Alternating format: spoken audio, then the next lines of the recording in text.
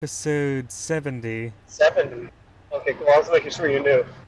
Yes, of course, because we had 69 last 69th episode Heyo. last week. So hey, yep, with your host, Raining Death 909, also known as Kenneth, and on the phone, the And calling in from his magical car ride in down to hometown is me, Huck Brothers Warren, also named David. So I cannot be in person or on screen, but this is how we got to do it. Remember, a hurricane didn't stop us. Me driving isn't going to stop me nope, from getting on the show. It might stop me living, but one of the two. It's fine. yep, the show must go on. Yep. So thank you very much to Mr. Kenneth for hosting it and running it from his computer tonight. Hello, person, for not using fucking your turn signal. I love you. So a minute ago, I saw somebody just driving without lights on, and I'm like, man, this is great. Nice. Everything's great. Yeah. Anyway, I'm just going to be listening in and mainly providing commentary because I can't really read stories while I'm on the go. If I had a nice nifty mount and a giant tablet to read through stuff, I could just scroll with my finger while driving. Yeah, but that'd be incredibly unsafe. I mean, have you seen half the shit I do driving? I mean, I'm just going 100 plus. Then again, I do so safely, I guess. It's hard to Safely. say. I break the law safely. Well, Yeah, I leave sure. more than enough. I leave usually more than enough space behind in between me and other cars whenever I change lanes and stuff. So, even whenever I start streaming, me speeding and stuff, I'm like, listen, safety is your prime concern. I know I'm going 100 plus miles an hour, but still, safety is a big deal. Yep. Anyway. Okay, starting us off in world news, we have tragedy in Yemen as a Saudi-led airstrike on a bus kills 29 children. Why is there an airstrike on a bus? Was it just an airstrike that hit a bus, or an airstrike specifically on that bus? An airstrike on the bus. What? Why? I don't understand. So I'm right guessing now, they got intel. well, as a part of how a lot of military does it is they do SIGINT, signal intelligence. Basically that's the American justification of there's a cell phone in there. We think it maybe belongs to a terrorizer. Blow up the entire building. I mean, has seen video of bunker busters blowing up a building before. Can relate. Yeah, that's our justification. It's probably what happened here. But for those who don't know, Saudi Arabia and Yemen are in a bit of a war with each other, because Yemen itself is in a civil war between two, warring factions of different religious beliefs, if memory serves. Between the Houthi... That's what all of that area is always at war about. Yes, between the rebel Houthis and the Yemeni government, and the Saudi Arabian government is on the side of the Yemeni government against the rebel Houthis. So, it says it's there. The children were traveling on a bus that was hit at a market. So not only did they hit a bus, but they hit a bus in a market. I hear 20 reasons why this was a terrible idea. Yeah, well, this isn't the first time. I mean, we're selling Saudi Arabia cluster bombs that they're using in this war with Yemen, with the Yemeni rebels. Yeah. In a story we covered earlier on this year. Yeah, as we talked about, cluster bombs are notoriously deadly. Not for the fact that they kill people, but after the fact when they don't explode. And for the fact they basically create giant minefields. Yep, which is a war crime. Yep. So, yay, America, facilitating war crimes. Nothing new there. I was going to say, nothing new there, not like we don't commit them ourselves, so, Yep. The health ministry run by the rebel Houthi movement put the death toll at 43, saying that 61 were also wounded in the attack. The coalition, which is backing the Yemen's government, said the war with the Houthis that its actions were legitimate. I love this. It insists it never deliberately targets civilians. Yeah, but let's see. Bombing a market, and apparently as human rights groups have accused it of also bombing schools, hospitals, and residential areas.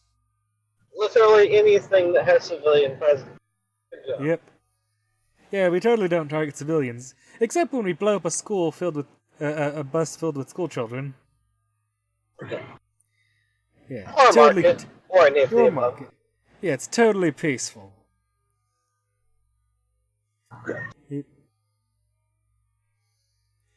So it says here, from people on the ground, it says that Yemeni tribal elders told the AP that the bus was hit as it passed through the Dehan market, and that it was transporting local civilians, including many school children. Oh my god, it's just the more tragedy. The charity Save the Children said that it had been told by the staff that the children were on their way back to school from a picnic when the driver of their bus stopped to get a drink. The vehicle was stationary when the attack happened. God, just a bunch of happy little school children coming away from a picnic going back to school, and they're dead now. Thanks, Kenneth. Don't paint that picture any better than you had to. Yeah.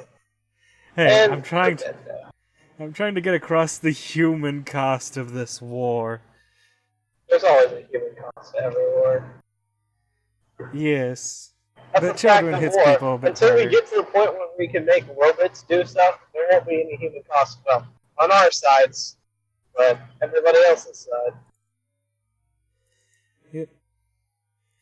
So the Houthi spokesman, Mohammed Abdul Salam, accused the coalition of showing clear disregard for civilian life by targeting a crowded public place.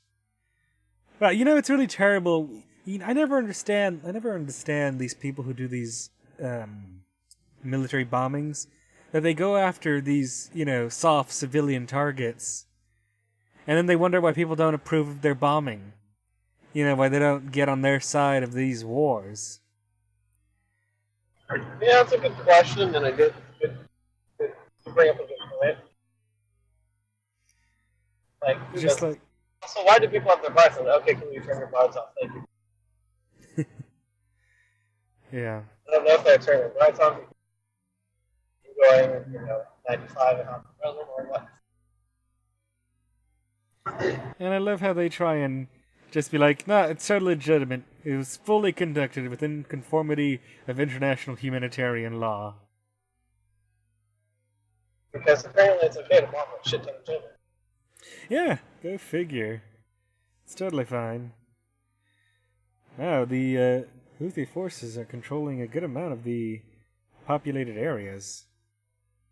Really? Yeah, surprisingly enough, like of the points where they're showing because roadways indicate major cities, and Yeah. they have they're covering areas that have a lot of major roadways, at least according to this particular section of Yemen. I mean, they're controlling less. They're controlling less than I'd say maybe about a fifth to a quarter of the total area of Yemen, but it's still a pretty large amount. Maybe it's a decent rebel cause. I don't know. Yeah. And that's the thing. A lot of these rebel forces have the support of the tribal elders, which are really the controlling government in the areas. Oh, really? Yeah, that's how a lot of these places work, especially in the more rural areas. It's just tribal elders, and like America's had to get, whenever we've gone into Iraq, we've had to get on the good side of tribal elders to get their support. Yeah, I remember that being a thing forever ago. Even to the tune of doing extremely unscrupulous things like ignoring child rape. I mean, again, this was another one of those, it wouldn't be the first time thing. Nope. Probably won't be the last. Still. Alright, person. We're hopping the left lane, go 2 miles an hour. You get Alright, whatever. So Yemen has been devastated by I'm down conflict. HOV. Nice. That escalated in early 2015 when the Houthis seized control of much of the western part of the country and forced the president Abdul Mansur Hadi to flee abroad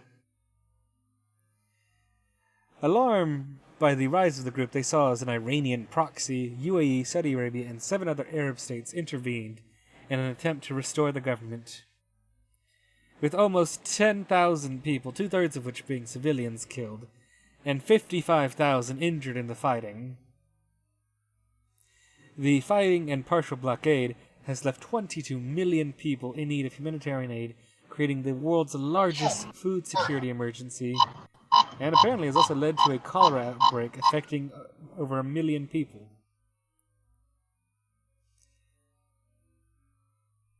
Yeah, there's such tragedy in Yemen.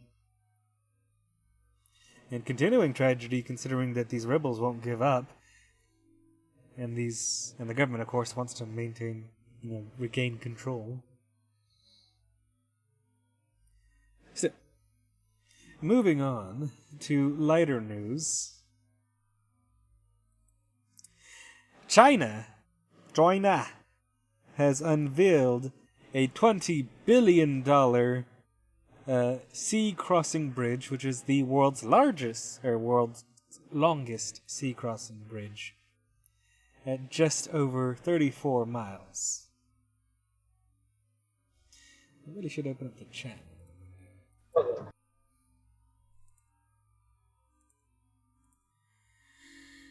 Anyways, while I bring this up.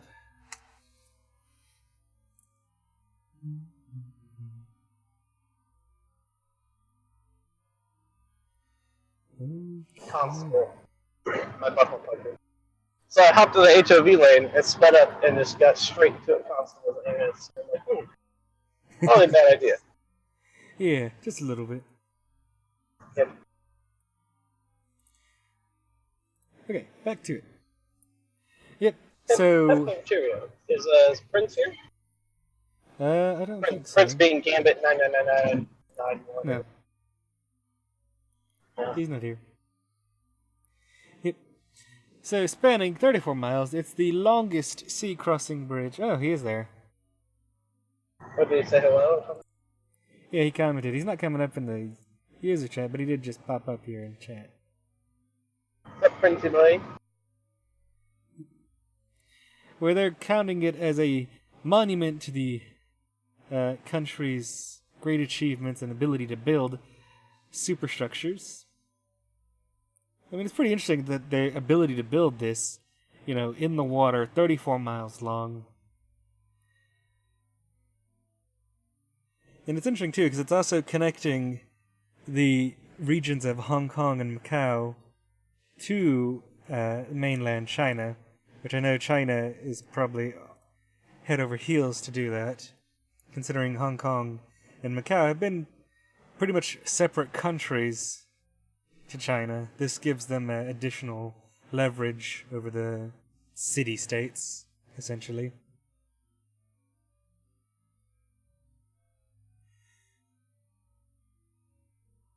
Wow. Yep. That was a good feather. So you said it was 37 miles long? Yeah, 34. Oh, constable, please. Oh, this fucking truck just tried to pass by me going 100. He saw the console out from the other side of my car and fucking slammed on his brakes. That was beautiful. Nice. So the Hong Kong Zhai Macau Bridge is the central plank in China's master plan to develop its own Greater Bay Area, which will rival the likes of San Francisco, New York, and Tokyo. Interesting. I mean, Hong Kong itself is pretty much a powerhouse in its own right. Probably could be its own country if it wasn't given to China. Yep.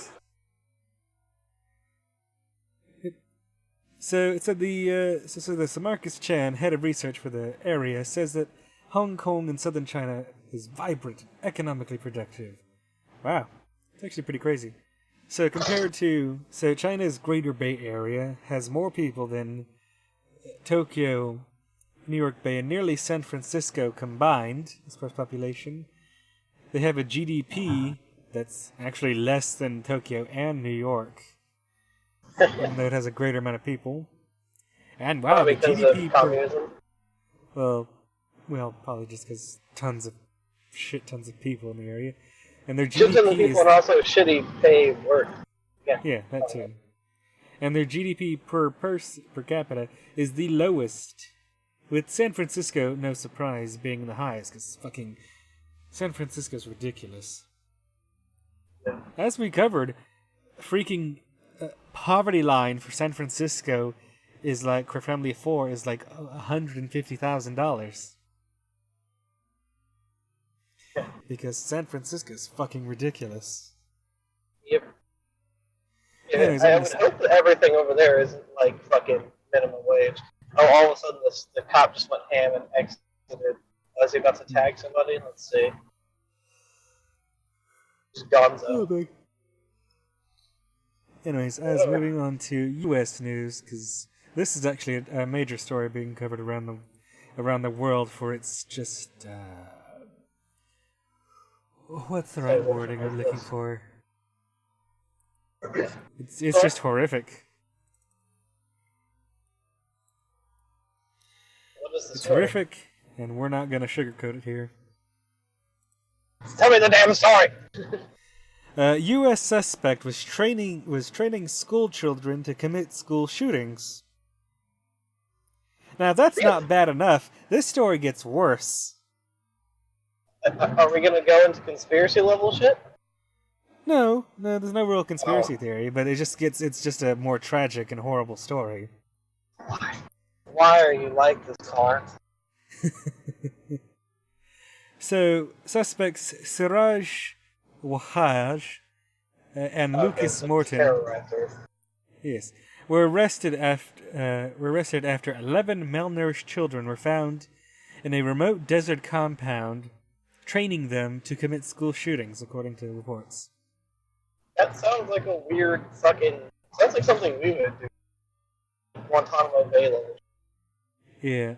So, according to prosecutors' documents, Siraj bin Walhaj was teaching some children who are aged between 1 to 15 how to use weapons.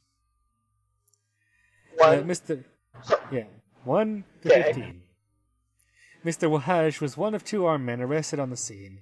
Police say the remains of a boy were also discovered on the compound, which were probably the remains of Mr. Wahaj's missing 3-year-old son, Abdullah Ghani Wahaj. And he's like, nope, I don't even care. If you can't survive, who gives a shit, son? So the toddler actually suffered from seizures, and he and Mr. Wahaj abducted the boy from, well, his home, according to the documents, and the search for the abducted child led to them finding this compound and the arrests. So is this a terrorist cell thing, or It's what? pretty much a terrorist cell thing, yes. That's what I figured. So all these kids of, Middle Eastern descent kind of thing? Or They're actually, I believe, they said they're related to him, to Mr. Wahaj or Mr. Morton.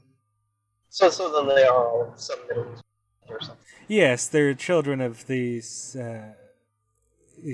terrorists, or these, I'm going to say domestic terrorism. Yes. I wonder if the parents do. Well, they are the parents, that's the thing. That's what I was just saying. Is that this Mr. Some Wahaj of is the those parents. kids, but you said there was like 5 kids, right? 11, and he has 3 wives. Oh. Wow. Yeah. I need to get on that level, apparently. So this is a picture of the compound. I mean, it's just a bunch of shit thrown together, essentially. Freaking, what appears to be... When I hear compound, I think of like a nice cement building. Yeah, no, this is just some squalid, ramshackle, well, not even a shack. A shack has better construction than this. This is like freaking, what's the thing? Pallets. Yeah, a bunch of pallets put together with some tarps and other things. Oh, that is really shitty. Basically, they're little hobo huts in a nutshell. Yeah, essentially. So, Actually, no, those people are better shelters. So, according to the prosecutor, there's a quote here that Mr. Wahaj poses a great danger to the children found on the property. Well, of course, considering there was 11 of them that were extremely malnourished and also being trained to use weapons to commit school shootings, but also as a threat to the community as a whole due to the presence of firearms and his intent to use them in a violent and illegal manner. I don't know why this has to be stated whenever that's kind of, obvious. Yeah, but, prosecutors and such have to state these kind of things just for legal reasons. Yeah. Court works on bureaucracy. Yeah. Yep, and the complaint cites a foster parent of one of the 11 children, saying that Mr. Wahaj had trained the children in the use of an assault rifle in preparation for future school shootings. 5 adults were arrested at the compound last week, and they faced, of course, charges of child abuse.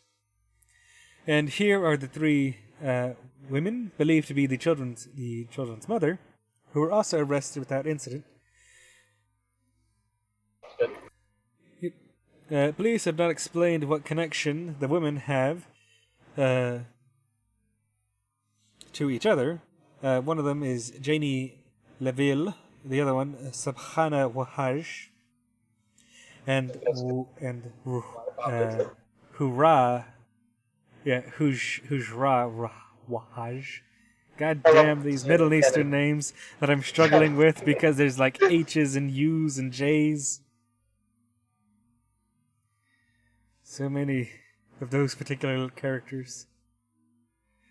The police who discovered the children said they looked like third world refugees not only with no food or fresh water, but with no shoes, personal hygiene, and basically dirty rags for clothing. The authorities raided the site after receiving a message from somebody that read, "We are starving and need food and water." Wow. This compound was out in the middle of the desert, far away from any major roads or cities, as this picture shows.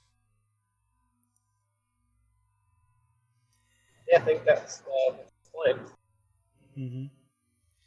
So, interestingly enough, Mr. Wahaj's father is Imam Siraj Wahaj, is a prominent Muslim leader in Brooklyn who has been called one of the most admired Muslim leaders in the United States. Okay. It's interesting. That's both good and probably scary. I don't know. It does. He reportedly testified as a character witness in the trial of Omar Abdel Raham, who was later convicted of the 1993 bombings of the World Trade Center. He also became He also became the first Muslim leader to lead an opening prayer before the U.S. House of Representatives in 1991. So it sounds like he's a good person whose son is apparently insane. Yeah, accurate. Tragic. Like, son, why do you do this? You come here to be good people, and you come here spreading more hate from the homeland. Pretty much. That's basically what it is. Yeah, I mean, it's good that this man was arrested. Yeah. It's tragic that his epileptic son died in this whole bout. It's pretty tragic, the fact that he, basically fucked up all the children. Yes, that too. Having 11 malnourished children, and I mean, it doesn't even say if these people speak English, the women in question, or the children. Are they Americanized women, or are they all from, Middle Eastern countries? It doesn't get into that in this article, so it's difficult to say. But yeah, I just had to cover this as a major breaking story. Yeah. Oh, so I had an idea. Now that I'm driving into Houston and Salt Lake, we're going to have to meet with everybody again now that you got your job. Did Trey get a job yet? Trey's not gotten a job yet. Damn. But yeah, well, I suppose if you're down this weekend, we can all meet up. Yeah, I'm going to try doing that. I'm the poor boy. Speaking of which, my credit fucking score dropped like 111 points most recently. If it dropped that deeply, you must have a delinquency on it. I why apparently not being popped up real quick that I'm over 90 days past due or something, and they've given me 0 doses. I didn't understand a word you said. I said Navient said reported that I'm 90 days past due, and they've given me 0 delinquent notices. Oh, yeah, that would do it. Yeah. I'm gonna call them and take care of them. Like, listen, I was the poor. I was receiving, aid from the government because I had no job. Also, I had applied for the hardship under Harvey. So, Yep. Yeah, no, you definitely want to get that taken care that's of. a tomorrow thing. And once you take care of it, like, your score will bounce back, because it happened to me. Yeah. I really want to, settle that account, but if I settle that account, my score will still drop because I will have, no, multi-year accounts. Yeah. But it'll still slowly grow back. So, on to fucking EPA news and their continuing destruction of the American environment. We didn't need that. It's not like we live here or anything. Yep. The EPA is now allowing asbestos back into manufacturing. Hold on. We spent years, fucking years upon years of, denouncing asbestos and, pulling it out of everywhere. Calling it a hazardous material, so hazardous that needs special hazmat equipment to be removed and stuff. Yep. And now it's all of a sudden kosher. Kosher? Why? Well, remember, this is cheaper the to produce? Well, no, remember, this is the EPA whose entire mission is to destroy the EPA. Yeah, but I guess that's the only reason is that it just makes the EPA look stupid. Well, Is there no essentially. other...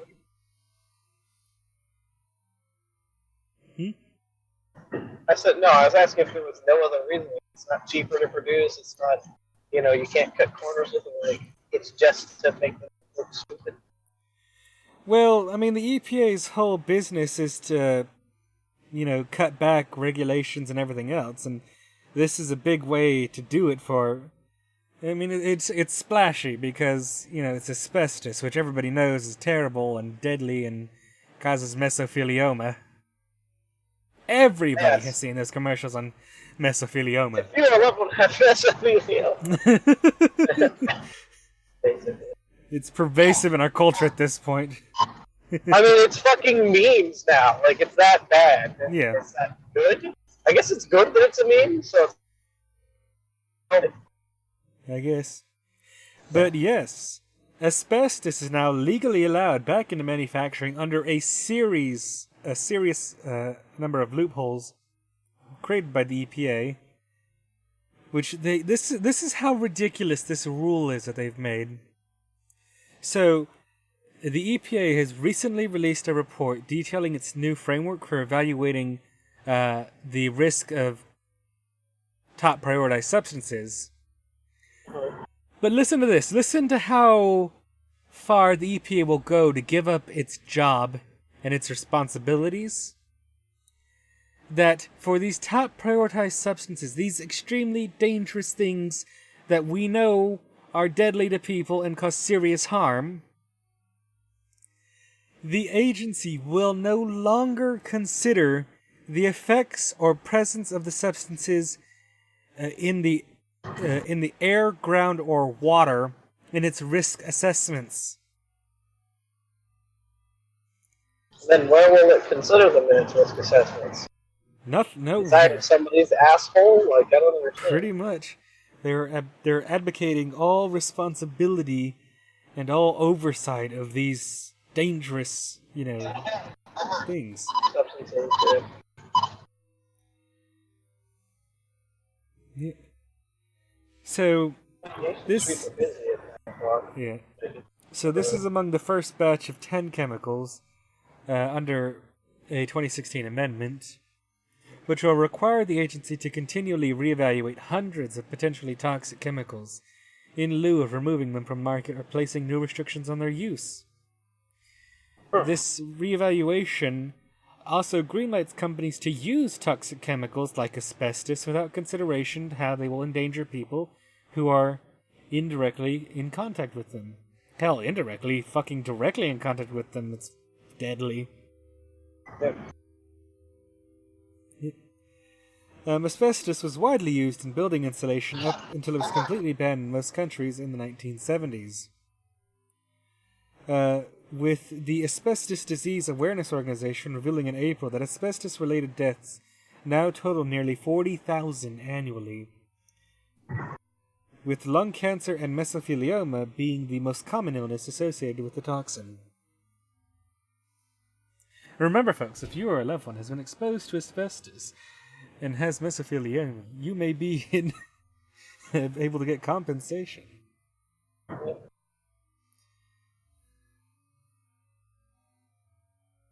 Yes, but it's ridiculous. Right there, it says, though the EPA is now easing its regulations against integrating the harmful toxin and others like it under the Trump administration, it will largely be the responsibility of local and state governments as well as companies and informed consumers to counter these new federal moves. Informed consumers, yes. Yeah, it's an oxymoron if I've ever heard one. Right? I would like to be informed that I shall consume all of this mesothelioma, and you are lovely. Oh, I just love this. Ultrabest, a Russian mining company and also the world's largest supplier of asbestos, posted a photo in June of President Trump's face as a seal on their shipping pallets. Just take a good look at that, folks. President Trump in all his shining glory on probably pallets of asbestos. If that's not a more, that's just a perfect picture. Right. Here's where things get a bit sketchy. I'm closer to downtown. There's 610 already. Now I love this. I love this quote from Trump, who has long been vocal about his skepticism of the harmful effects of asbestos. Oh my God! Claiming in his book, The Art of the Comeback, that the anti-asbestos efforts were led by the mob. Apparently. But why would the mob lead anti-asbestos efforts? I don't understand. Because apparently he said that the mob. Well, he said that the mob was running the construction companies contracted to remove asbestos. I mean, that might be plausible in of itself, but still, it's still bad. Yeah. And in 2012, he also tweeted that the World Trade Centers might not have burned had asbestos been used in the towers. Completely ignoring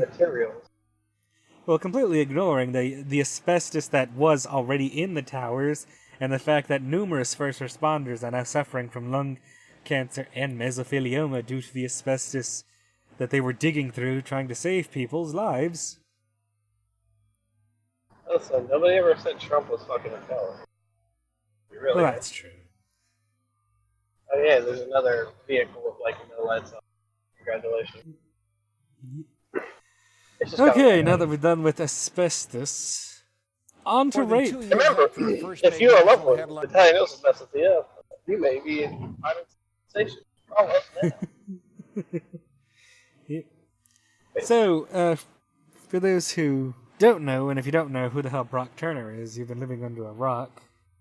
I don't know who Brock Turner is. You've been living under a rock. I just don't pay attention. Anyway, so Brock Turner was a former Stanford swimmer who was accused of sexually assaulting a passed-out woman behind a dumpster of a fraternity. Oh, wait, no, I know this because we've talked about this before. Yeah. I just don't know the person by name, sadly. Yeah. And thankfully, he's lost his appeal because he was trying to appeal his conviction of sexual assault, which was already fucking lenient.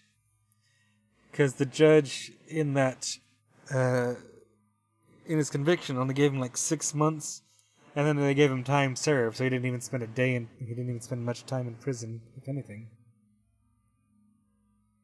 Names. As much, yes, whisper sweet nothings in my ear. So the 3-panel judge of the 6th District Court of Appeals in San Jose ruled Wednesday that there was substantial evidence that Brock Turner received a fair trial. Fair trial? sure, but a fair conviction, nah. Right? In 2016, a jury convicted Turner of sexually assaulting an intoxicated and unconscious woman outside an on-campus fraternity party. The case got national attention after the victim's powerful statement, which she read in court before Turner was sentenced, was shared widely online. She recounted her assault and her treatment by investigators, and the ordeal of facing questions about her sexual activity and drinking habits. It quickly went viral. Judge Aaron Pinsky rejected a prosecutor's demand for a lengthy prison term and instead sentenced Turner to 6 months in jail. He was released in jail in September 2016 after having served 3 months. Penske's sentence sparked nationwide outrage by those who felt it was far too lenient. Reasonable, yeah. Some rich kid who's going to Stanford and they're like, no, I can't put him in there for more than 6 months. It would hurt his future opportunities. It's kind of like the one chick we covered who's like, oh, she's a good chick, so she must get out of this because she's going places. Yep. You know, I get she stabbed her boyfriend and she was using drugs and all these other things, but she's totally a good person. She's a bright young medical student. Right. So Turner filed the appeal in December, seeking a new trial, arguing that the evidence presented in his trial didn't support his conviction. The jury convicted him of sexually assaulting an intoxicated victim, sexually assaulting an unconscious victim, and attempting to rape her. But wasn't he raping her? Was it penetration? It said attempted rape, not rape itself. That's what I said. So was there penetration though? It's like, as far as I know, that rape. Oh, okay. But that's why it's attempted rape and not rape. Yeah, basically, from what I understand of this appeal, is that his lawyer tried to say that he was it's not sexual assault because he was still wearing clothing. And he tried to equate it to, like, dry humping. Which is still sexual assault, I'm pretty sure. Yeah, still is. I mean, sexual assault is making jokes at a woman lewdly. So, like, yes. Dry humping, I would think, is also sexual assault. Sexual assault is touching a woman or making jokes or just making... Basically, sexual assault is making somebody uncomfortable, for the most part. At least in the... Well, assault means, like, physical force. You know. Yeah, because, like, you can say something at a person, and that's not assault. It may not be nice or rude, and there's no technical... But, I mean, I doubt you're breaking a law by saying something salacious at a woman. Oh, no, because people sue over that in the workplace. Well, in a workplace, that's different, because, you know, workplaces have rules against that. Yes, workplaces have rules against it. However, they sue through the courts. So they sue through law. Yeah. That's why I believe that, you know... Yeah, but it's usually like things like not maintaining a safe work environment or something like that. Yeah. Yeah. Anyways, continuing on. For a second here. My headset is dying. Okay, I'll give him a minute. Oh, you're giving that. I didn't know you were giving that to me now. Well, I mean, I can give it to you later. When do you want it, baby? Oh, God. Sounds good.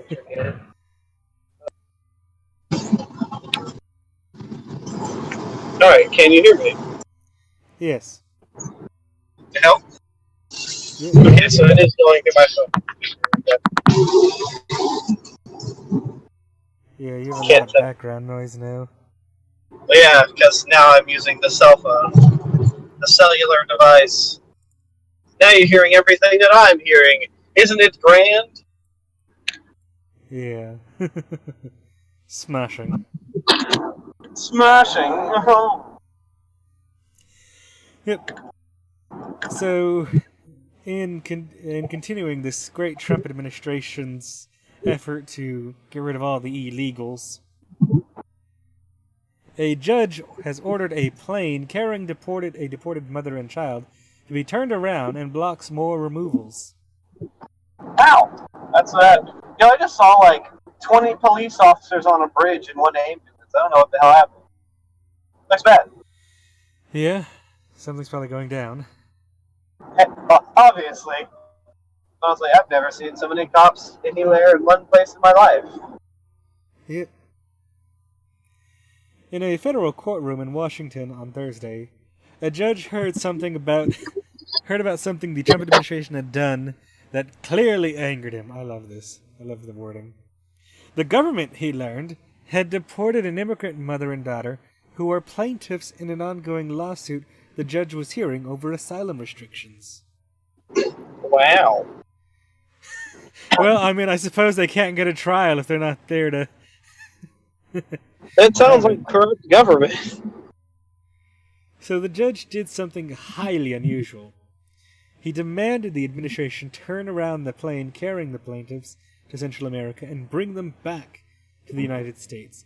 And he ordered the government to stop removing plaintiffs in the case from the country who are seeking protection from gangs and domestic violence. That's kind of funny. It's like, stop fucking removing all of the people from my case, you dipshits. Pretty much. How am I supposed to have an actual fair and just trial when you're all retarded? Yep. Basically. I'm not sure if I got off in the wrong way, but we'll see. Okay, no, we're on 288 still. Yep. It's funny, because the judge had earlier been assured by the government in open court that no plaintiffs in the suit would be deported before midnight Friday. So the mother and her daughter are somewhere in the air right now between Texas and El Salvador, according to the ACLU's lead attorney in the case. Wow. Yep. So the lawsuit challenges a decision by attorney Jeff Sessions to exclude domestic and gang violence as reasons for immigrants to be granted asylum. Which, I mean, gang violence is pretty damn... there's extreme? a lot of it. Prominent? Yeah, extreme. Prominent. Prominent, yes, thank you. Prominent in the Central American nations. Yeah, anything America that's not North is basically gang everywhere. Even North America has gang violence and shit, but it's not as bad as Mexico or other Central American countries that are practically taken over by gangs. Yeah. So, I mean, I would think, if I go back, the gangs will kill me. I should seek asylum. I think that's a reasonable thing to try and get asylum for, and maybe even be granted. I agree, and especially if you somehow have information against said gangs. Yeah. Like, if you can provide information, there's a reason why you would be killed. But besides the fact that, they just slaughtered people indiscriminately. Yeah. Then, if you are in, like, fear for your life, I feel like seeking asylum should be okay. I feel like that's the whole point of seeking asylum. Yeah. Yeah, pretty much. It's bad where you live, and you need to get out. So, quote here from the ACLU lawyer, in its rush to deport as many immigrants as possible, the Trump administration is putting these women and children in grave danger of being raped, beaten, or killed. Sounds about right. Yep. So the woman, identified as Carmen, had left El Salvador with her young daughter, fleeing 2 decades of horrific sexual abuse by her husband, who routinely stalked and threatened her even after they were living apart. And Carmen, a single mother, also faced imminent death threats from a notoriously violent gang. So, I mean, it's good. I congratulate the judge and the ACLU and their hard work to protect these immigrants' rights and hopefully save lives. Right. But also for this judge taking on the government and telling them fucking stop messing with the legal process and the bullshit. Yep. And I'm guessing, the Trump beaters, like instead of Bible beaters, the Trump beaters would be like, God damn it, seriously, person, fuck you, you're going too slow, you should have gotten that right beforehand. They'd be like, oh, well, they're immigrants, so they're not subject to the things, oh God, I didn't see that coming. Not subject to our, fucking rights, which is halfway accurate. That's the sad part. Yeah. I kind of wonder what happens if you get somebody who says that and then, like, one of those sovereign citizens together. All the re. Because, like, the sovereign citizen would be like, I don't recognize American law, only maritime law. And the person would be like, well, I don't recognize these immigrants have rights under American law. I don't know, they'd be recognize. Like, together we can make babies. Oh, God. I don't know. Yeah. I think together they just recognize no laws. It'd just be anarchy. Right? Something similar. No, that'd be like Antifa. Yeah. Idiots. So, in marijuana news... In marijuana news, is that a segment now? No, but it might be. With as much marijuana news as comes out regularly. Is there another state that's joining the cause? No, unfortunately. Oh. But the first marijuana-derived prescription drug will be available this year. Really? And will apparently cost $32,000 a year. Oh, that's not okay. Who did a drug company grab this and make this and like is trying to make shit tons of money off it or what? Well, yeah, they've produced it. So a new It's a marijuana derivative to treat a rare form of severe epilepsy in children. They're calling it Epidiolex, the first cannabis pharmaceutical to be approved by the FDA, which contains the active ingredient cannabinoid, also known as CBD. It does not contain THC. So, all I'm hearing is get your kid a vaporizer with CBD oil and you're probably better off. Well, CBD oil is, like, legally available to get. Like, hell, you can get it from, like, the Health Food Cottage. Yeah, that's what I was saying. You can get CBD oil. Yeah. It's questionably illegal in Texas, I believe. Still, because Texas. But everywhere else, it's pretty legal. And I think we didn't cover the story, but I believe Michigan legalized weed. Did they? I don't know. I think so. Double check me because somebody brought it up. We talked about it. Remember, right as Psychic was leaving. Yeah, well, we talked. Yeah, right as Psychic was leaving, Michigan legalized weed. Yep. The weedy poo is legal now. Interestingly enough, CBD still remains a Schedule 1 drug, which actually, interestingly enough... Illegal then.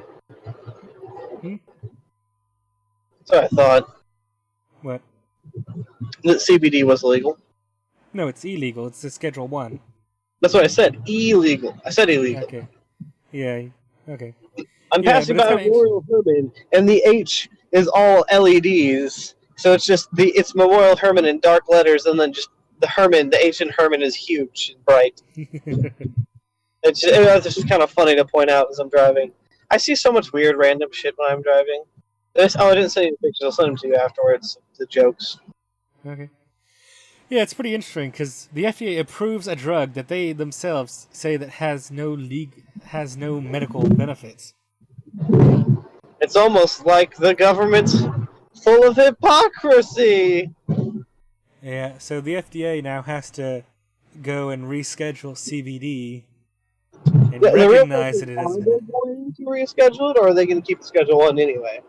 No, they have to reschedule it, and they are going to reschedule it. So they're going to since this drug company probably threw tons of money at us, we're going to fix this now. Pretty much, and like they approve the drug, so they're like, we approve the drug that we say has no medical benefit, but this has a medical benefit. We have broken the FDA. Yep. The FDA is like, but medical benefit, but no, derp does not compute divided by 0. Yep. So it says here, so many CBD preparations are commercially available on the gray market in grocery stores, vape shops, and online. The company has assured said physicians assured by pharmaceutical quality controls would have little reason to not consider non-FDA approved CBD products. If this drug wasn't so goddamn expensive, I feel like it has to be that expensive, probably because of the amount of money they have to pay to get it rescheduled and stuff. But somebody else is going to be like, well, since that's legal now, hey, FDA, here's the same thing, but cheaper. Boom, generic, done. yeah, but a generic won't come for decades, thanks to how the copyright works around drugs Yeah, and but you such. can't copyright CBD oil itself, so... No, I mean, somebody could come and do something else off a derivative using CBD. Sure. Yeah. It would probably have the same effect, because CBD oil is the thing that is the effect that helps stop epilepsy and help calm down those people. Yep. So that's what I'm saying. Somebody else can easily come along and be like, you're just a cunt, so no. Mm-hmm. So interestingly enough, with insurance, they expect the out-of-market cost per month could range between $500 to $200 a month. Gross. So the $32,000 is how much it costs the insurance company, Ah. and then however much they pass on to the consumer is a whole other matter. Yeah. Still, though, Actually, this is pretty interesting. The same company, during the same call, executives touted the company's Sativex, a treatment for spasticity due to multiple sclerosis. But Sativex contains THC and CBD in a 1-to-1 ratio. Sativa is a blend. That's one of the... You have indica and sativas when you have, weed strains. Yeah. Yeah, and this is called Sativex. Oh, clever fucking name, guys. I know, right? But it's interesting. They're gonna bring it to the FDA to seek approval. And just think, if they can do this, they would actually force the FDA's hand and make them reschedule THC. Yep. This drug will be the answer to this bullshit that the DEA and the FDA has been propagating for years. Yep. Well, I for one look forward to Sativex. I mean, nobody's going to buy it, but then they're going to be like, well, now the weed stuff can't be Schedule 1, most of the weed, so fuck. Yep. We done fucked up. We done goofed. Yeah, but I suppose we'll see what schedule they drop CBD to, and then I suppose we can probably expect them to drop THC to that same schedule. Yeah. Which hopefully is the whole ultra drug realm, I believe. Yeah, that's where heroin and cocaine and all that jazz is. Even though we have heroin-based drugs. Yep. So, whatever. All right. So, with that in mind, now that I said that we have drugs based on heroin, that reminds me that they might not deschedule it. They might just leave it, just like heroin, because heroin's the derivatives of heroin, which are still extremely addictive, but they help pain and do what they're supposed to do. Mm-hmm. Or schedule one. So that being said, I think they'd still leave it scheduled. I don't think they can. I think they would have to drop it down. I don't know, because heroin's still Schedule 1. Yeah, but things like fentanyl, Adderall is Schedule 2. Yeah, so I guess it depends on what the reasoning for making it Schedule 1. So we know weed scheduling is just because there's, quote, no medical use whatsoever, end quote, basically. That's kind of their quote. So as soon as that's disproven, they're going to have to find some other bullshit reason to schedule it. Well, they'd probably drop it down to Schedule 2, the same as Ritalin or Adderall. Maybe. Because, those drugs are easy to get for most people. Yeah, basically. So if they drop it down to Schedule 2, that'll open up the market massively. Mm-hmm. Country Road 37. Take me home! Anyways, on to tech news.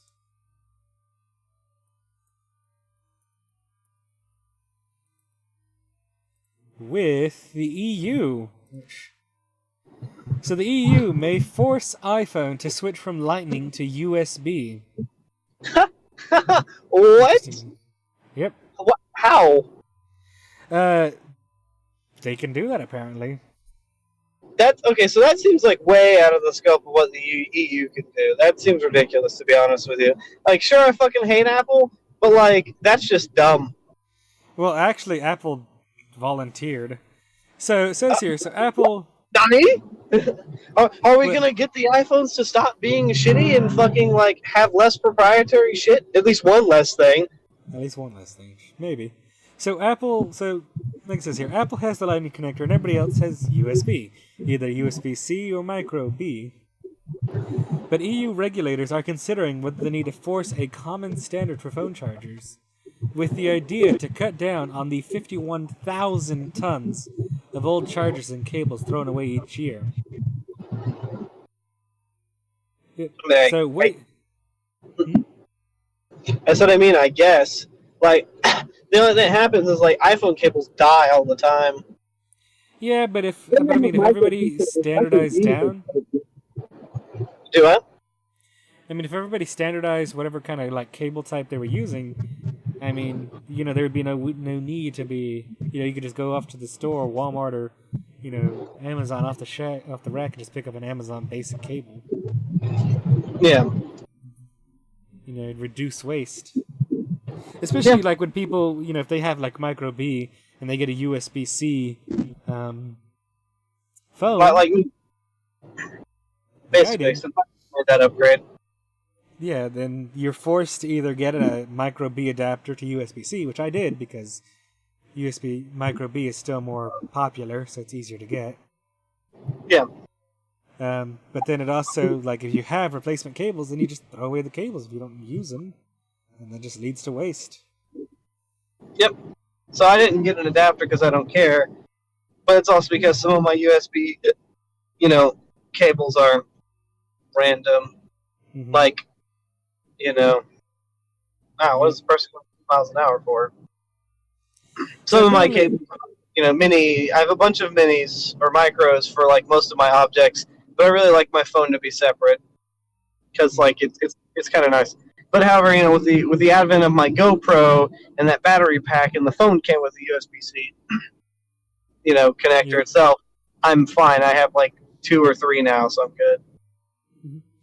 So way back in 2009, the European Commission pressured Apple and 13 other companies to work towards a common charging standard by 2001.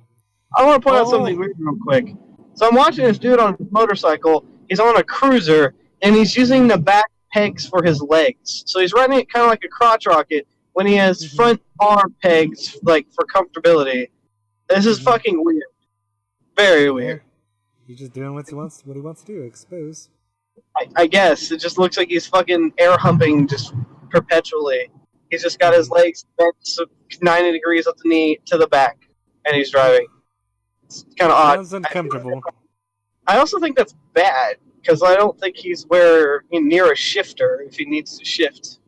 Mm-hmm. Dude, why are you looking at me? Oh, because I can actually move over. Cool. So, interestingly enough, of all of the people that the European Commission talked to, all other signatories gave up their proprietary plugs and switched to USB, except for Apple. Of course. Whose response was to introduce adapters that allow micro USB cables to fit into its Lightning port. And that was it. Interesting. But as far as I know, they didn't do that. Well, they said they did. Maybe not in America. They might have only done that in Europe. Maybe because they can get away with it in America. Yeah. However, this doesn't satisfy the European Commissioner of Competition's goals. So it says here, given the unsatisfactory progress with this voluntary approach, the Commission will shortly launch an impact assessment to study, to evaluate costs and benefits of other options. The most likely of those other options is making Apple switch from Lightning to USB, the standard that's in use among all its competitors. Now, the statement from the competition chief will make Apple take notice because that same office recently fined Google $5 billion. Billion That is Google- in B. Yeah. Gross. For what? What do Google's- they find Google for? For anti-competition practices, forcing Oh yeah, I remember. manufacturers to use Android apps and such. Yeah. And here's where the Apple money comes into play, because they collect licensing fees for every manufacturer that uses the MFI logo, which is as high as $4 per connector. Which logo? The MFI logo. What is that? The Apple logo or what? Yeah, I guess it's whatever logo certifies these products as good with Apple phones. And if they switch to USB-C, well, they lose that licensing. Yeah. Because USB-C is an open standard. They lose money. So I didn't know that they had to be licensed. Does USB-C have to be licensed too? No, USB-C I don't think has to be licensed. Good. HDMI has to be licensed. Yes, that's why there's HDMI logos all over everything. Yeah. So, in good news for local media, so as we've talked about with the Sinclair Tribune merger possibility, which would basically have given Sinclair control of about 80% of U.S. televisions, the Tribune, however, has terminated its $3.9 billion merger with Sinclair and is seeking upwards of $1 billion in damages. Really? Yep. That's interesting. Why is that? So Sinclair, and I don't know if we talked about this, but Sinclair, the FCC did a study of these mergers because they have to make them fair, because they can't give one company such massive control. Monopolization of the media. Yeah. So they did a bit of a roundabout way. So the FCC opened up some old rules called the UHF rule, which basically means that as long as they were broadcasting on UHF, then they could have their claimed market reach. Mm-hmm. So under the deal, it would have given Sinclair 80% of the market, but under the UHF rule, it would have given them 37%, which would have been just under the level that this would have been legal, even though it's not, and it still gave them 80% of the market. But the bullshit rules made it so. Yeah. But also, Sinclair was told to sell off a bunch of the television stations to get them under the percentage. Yeah. And Sinclair's yeah, we'll totally sell them off. It'll be totally, we'll sell them off at market value, totally fine. And the FCC did an investigation into that, and it turns out that they were selling them to people who were the sons and daughters of their chair members. Yeah. And they were also selling them for well under market value. Because they were selling one station in Houston for $25 million, when a station of a similar size sold for $425 million. Wow. How does a news station make money? Advertising. Oh, yeah. I guess. Yep. So we'll see how this goes, because with this huge Tribune lawsuit against Sinclair, which is good for everybody. I mean, good for the people, good for, small and medium-sized cable broadcasters. But it's hilarious that Trump had So why are come they out seeking again. What happened exactly? Where they can seek it? So because of the bullshit that Sinclair was doing, so as a part of the contract that the Tribune had with Sinclair was supposed to expedite the process as quickly as they could, all within the bounds of law and legal and all that jazz, and they had a responsibility to make the process go smoothly. But being investigated by the FCC and find out that they're trying to do fraud, essentially, the Tribune's like, no, fuck you, you're trying to mess with this deal, trying to commit fraud and break the law, so they're backing out. Oh. So we'll see what happens with this lawsuit. I expect we'll hear more about this in the future, but this is just where it's starting. Anyways, this is actually really interesting news coming out of New York, with Uber and also Lyft. So basically, I think we've covered a couple stories about how New York taxi drivers were committing suicide due to them not being able to make a livable wage. Yeah. And so New York has decided to step in and come up with a temporary solution, which is to cap the number of Uber and Lyft drivers allowed in the city. Which one is this? Is this the part where a special subsector leaders disallowed drivers, or? All of that was a garbled mess. I was saying, is this like have to do with that one place near New York that disallowed like all people from going in there, drivers and whatnot, or is it something else completely? No, this is something else. This is the city of New York. Because basically, part of the problem is that Uber and Lyft have pretty much like really lowered the taxi bar, because they don't have to deal with the cost of like the taxi medallions, which cost fucking ridiculous amounts of money. And they also don't have to. The technicalities behind it's not a company, it's people doing stuff individually and stuff like that. That's how they get around a lot of that. Yeah, but also their rates are lower than taxi drivers, and there's more of them. Oh, so yeah. People take Ubers and Lyfts because also it's fucking convenient. Yeah. Than taking a taxi, because I took Uber everywhere in New York. If I was on the surface, I took an Uber. It was the easiest, fastest, most convenient way. It was clean. I always knew exactly when it would arrive. I took a taxi twice in New York. Hated it. It smelled terrible.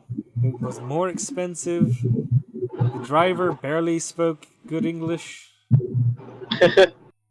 Hey guys, and let's go both. There was no real way to determine, where we were going, if we were going the best route, if he was taking me, around some turns and loops to increase the, mileage. Yeah. With Uber, you know exactly the route you're taking, or the route you've taken. So there's no real question. But this is good news for the taxi drivers of New York, which on Wednesday became the first major American city to halt new vehicle licenses for ride-hailing services, which dealing a significant blow to Uber and Lyft, which the city council overwhelmingly approved a cap for the number of for-hire vehicles for a year while the city studies the booming industry. But the bill will also allow New York to set a minimum per rate for the drivers. Nice. Which is good for the drivers, but it's bad for Uber, because apparently part of Uber's business model is just relying upon continuing to get venture capitalist money to support the company. Uh-huh. I don't know. A lot of people say Uber and Lyft aren't profitable. I mean, you'd say that, but you look at their fucking stocks, and apparently, stocks say otherwise. Yeah. So I don't know. Yeah. But I mean, this is definitely good news. The proposal to cap ride-hailing companies led to a clash among interest groups, with the taxi industry officials saying the companies were dooming their business, and Uber mounting a major advertising campaign to make the case that yellow cabs have a history of discriminating against people of color. Which is interesting. Apparently that is a thing that happens. Wow, that's weird.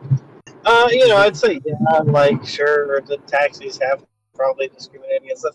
It's on a driver basis, I think. Yeah. It's like But the thing... the microphone, and you hear it. I can hear it well there.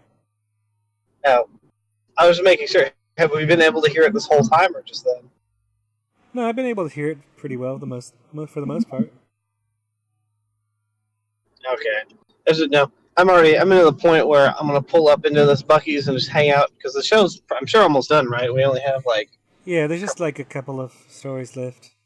Cool. I'm just gonna hang out here because I really have to pee. Also, I'm basically on 35, so you know. Yeah, we're almost here. See? Yeah, the good thing about Uber is that, like, you know, they cover the outer boroughs, which apparently taxis don't do that too often. And also, they'll like an Uber will just take you where you need to go, you know? Because they're like, yeah, we don't go there. You have to pay for it. They don't care. They'll take you, as we covered the story, they'll take you across the United States. I'm not even sure why that Uber driver really did that. Like, can you deny that at some point? Like, yeah, the Uber driver could, but also, like, I could drive, a couple hours and make all this money, or I could not. I guess the dude's like, well, I ain't got shit better to do. I mean, that dude's life is probably Uber if he did that. If it was like anybody that Uber on the weekend or something, they probably wouldn't have done that, honestly. Yeah. Or it might have been a weekend, because it was like the guy was drunk, so it might have been like a Saturday, so. Yeah, maybe. So that guy that was probably the only Uber ride that would ever be like worth it, putting all the miles and shit on that dude's car. Yeah. Pretty much. So, I love this.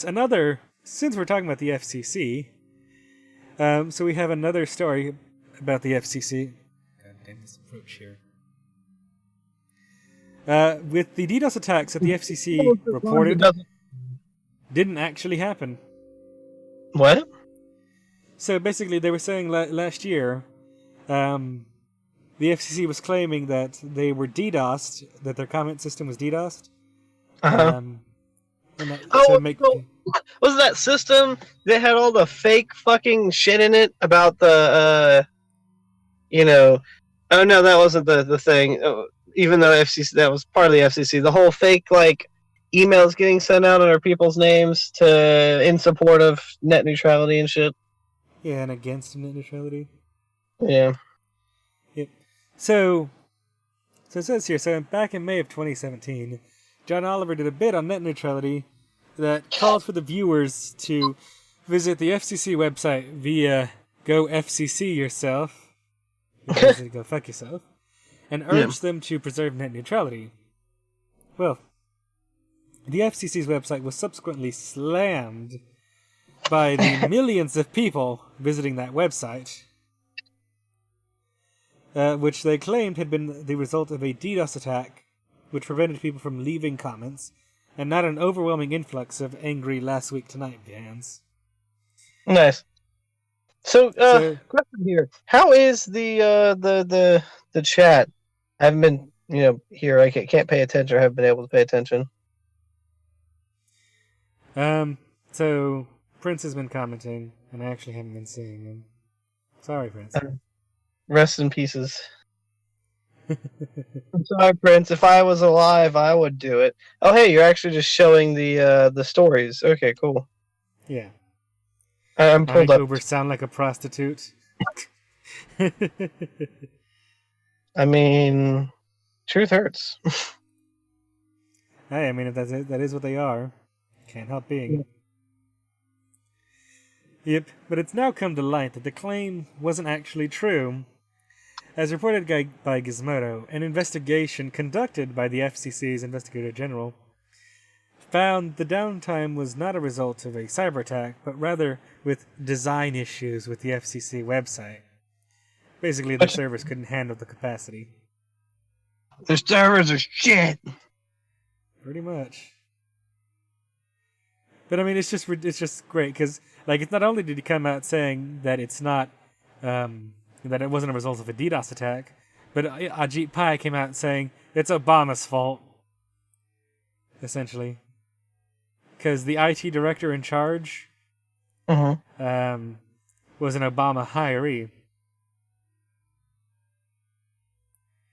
So this is, I mean, it's pretty interesting. I mean, like nobody in their right mind thought it was a fucking DDoS attack. You know, they could have easily had just come out and said, yeah, no, it was just due to the huge influx of people. And you know, people would have been like, yeah, that's understandable. Tons of people went there and checked out that website. But no, they said DDoS attack. And that's what they ran with and told Congress for months. But I just want to cover the story briefly because we do need to wrap it up. Anyways, I'm going to skip this, just jump to the end, fuck it. With the final story for the evening, which is quite hilarious. So, sex toys cause closure of German airport terminal. You know, we told Trooper... It's due to the fact that the woman that I currently with or whatever is, sex shop worker. Yeah, you know, should have told Trooper to leave his sex toys at home. I don't know why he thought to bring them with him to Germany.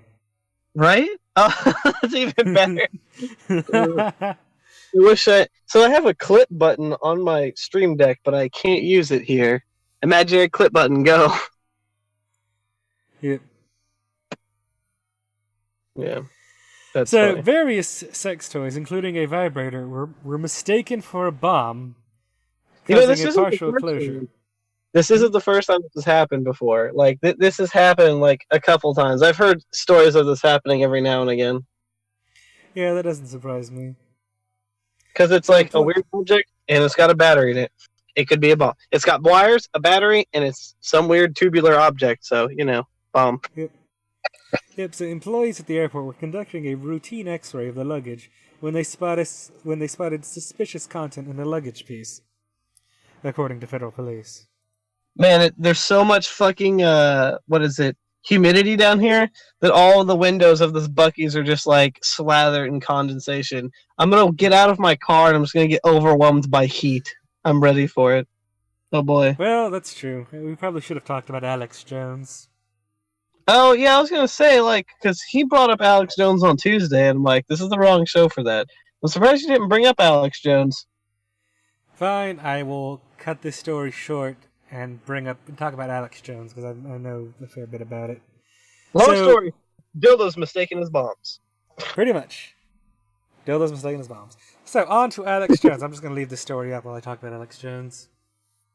Alright. So basically, the whole backstory behind that was that Spotify, late Friday, had come out and taken out a couple of his podcasts from their thing. Wait, hold on a second, hold on.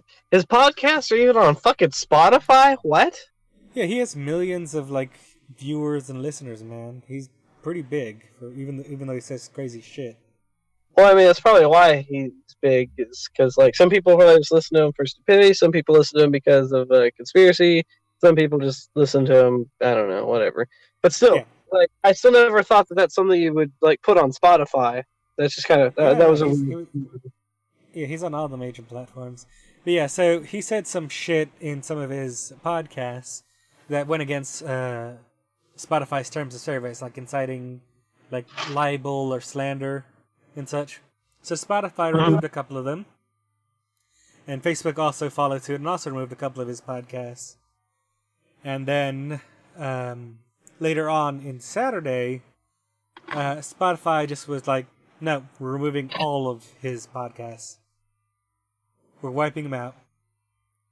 Apple did also follow that trend and took out a couple of his podcasts. And then Apple removed him. Spotify then fully removed him.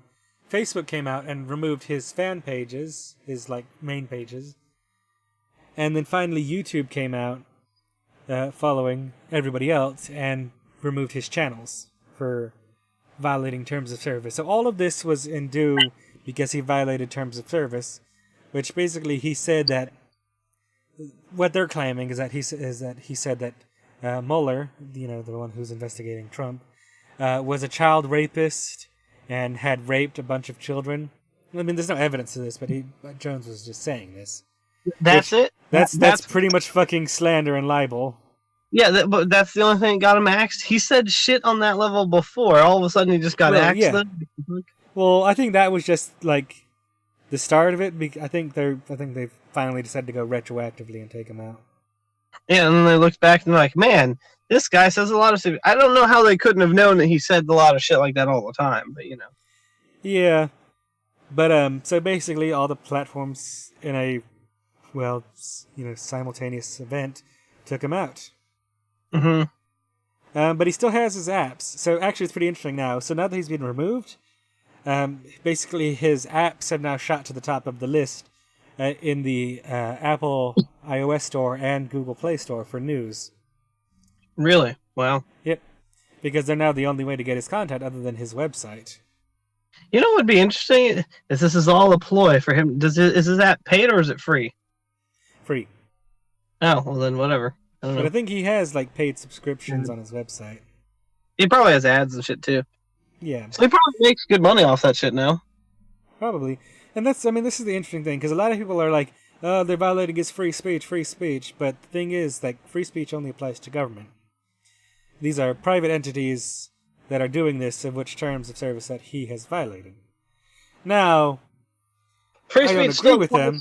Person because it's free speech, but it's also the platform's, ability to, to remove you for violating terms of service for using their platform. I mean, I love it because Prince is on here. Prince is saying they don't want Alex Jones affecting the left narrative. Yeah, that's what he said. Prince, Alex Jones has no effect whatsoever on the narrative of the left. Alex Jones is the crazy, ranting uncle who's probably drunk on Thanksgiving that says all kinds of bullshit and conspiracy theories. Alex Jones is nothing. In my opinion.